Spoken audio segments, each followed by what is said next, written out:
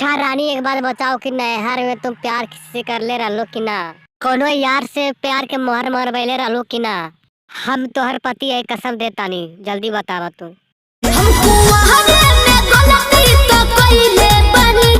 का तू कुमारे में गलती कैले रहलू? का गलती कैले रहलू तू?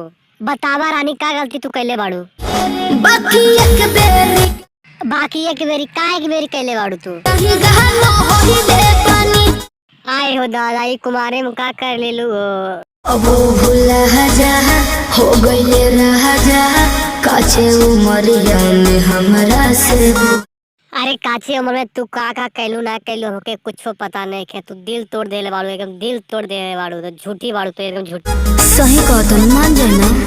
अरे तू सही कहा था, हम कैसे मान ले? तू एक बेरी कैले बाड़ू कि कई बार कैलू बड़का?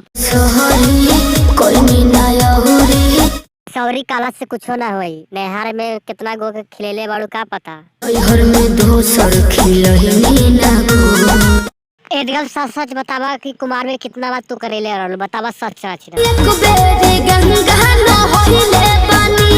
एकदम झूठ बोला तारू, एकदम झूठ बोला तारू, तू समझ गेलू? अगर आप लोग को ये वीडियो अच्छा लगा तो वीडियो को लाइक करें, चैनल को सब्सक्राइब करें। धन्यवाद, फिर मिलेंगे अगले वीडियो के साथ।